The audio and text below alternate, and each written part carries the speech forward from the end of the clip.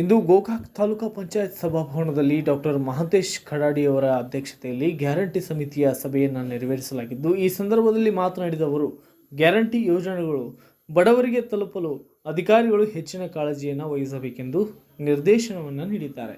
ಈ ಸಂದರ್ಭದಲ್ಲಿ ತಾಲೂಕಾ ಪಂಚಾಯತ್ ಕಾರ್ಯನಿರ್ವಾಹಕ ಅಧಿಕಾರಿಗಳು, ಸಾರಿಗೆ ಇಲಾಖೆಯ ಅಧಿಕಾರಿಗಳು ಸೇರಿದಂತೆ ಆಹಾರ ಮತ್ತು ಇಂಧನ ಇಲಾಖೆಯ ಅಧಿಕಾರಿಗಳು, ತಾಲೂಕಾ ಪಂಚಾಯತ್ ಆಫೀಸರ್ಸ್ ಕೂಡ ಉಪಸ್ಥಿತರಿದ್ದರು.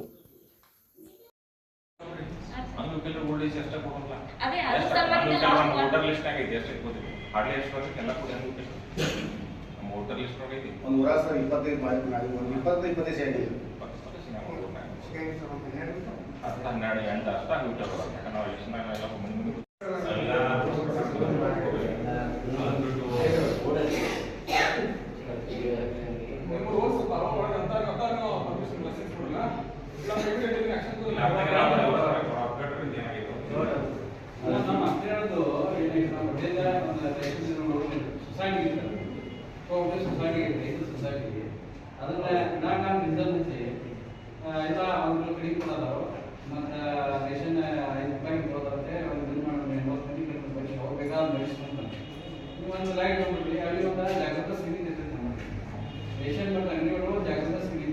ನೀವು ಕಂಪ್ಲೇಂಟ್ ಬಂದ ಕೂಡಲೇ ಮುಂದಿನಕ್ಕೆ ಬರೋದಿಲ್ಲ. ನಿಮ್ಮ ಜಾಗೃತ ಸಮಿತಿಯಲ್ಲಿ ನಾವು ಸದಸ್ಯರು, ಹಿರಿಯರು ಸದಸ್ಯರು ಇರ್ತಾರಲ್ಲ, ಪಂಚಾಯತ್ ಅವ್ರು ಇರ್ತಾರೆ, ಅವ್ರು ಕರೆದ ಅಲ್ಲಿ ಅವಾಗ ಆ 80 ಮಂದಿ ಅಲ್ಲಿ ಕಂಪ್ಲೇಂಟ್ ಕೊಟ್ಟು ನಾವೇ ಇರ್ತೀವಿ.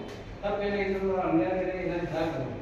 ಬಟ್ ರಾಜಕೀಯ ಉದ್ದೇಶಕ್ಕಾಗಿ ನಾವು ಹಣಕ್ಕೆ ನಿಂತಿರ್ತಾರೆ. ಅವ್ರು ಏನು ಬೇಕಾದ ಯಾಕಂದ್ರೆ ಆ ದೇಶ ಏನಂತ ಉದ್ದೇಶ ಅಲ್ಲಿ ನಾವು 17 ಕಾಲದವ್ರು 17 ಕಾಲದ 80 ಮಂದಿ ಹೊರಗೆ ಹೊರಗೆ ಬಂದ್ಬಿಟ್ಟು ಅಂದ್ರೆ ಇಂಥ ಟೋಟಲ್ ನಮ್ಗೆ ಹೇಳಿ ನಾನು ಸರ್ 200 ಯೂನಿಟ್ ಮ್ಯಾಗ್ ಬಳಸುವಂಥವ್ರು ಟೋಟಲ್ ಒಂದು 763 ಮಂದಿ ಅದಾರೆ.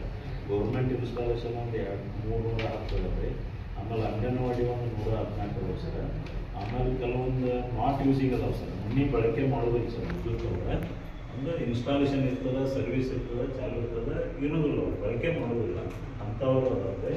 ಆಮೇಲೆ ಕೆಲವೊಂದು ಮಂದಿ ಊರಾಗಿರೋದಿಲ್ಲ ಸರ್, ಊರು ಬಿಟ್ಟು ಬೇರೆ ಕಡೆ ಕೆಲಸಕ್ಕೆ ಹೋಗಿರ್ತಾರೆ ಸರ್, ಅಂಥವ್ರು ಅದ ಅವ್ರು ರಿಜಿಸ್ಟ್ರೇಷನ್ ಮಾಡ್ಕೊಂಡಿಲ್ಲ ಕೆಲವೊಂದು ಮಂದಿ.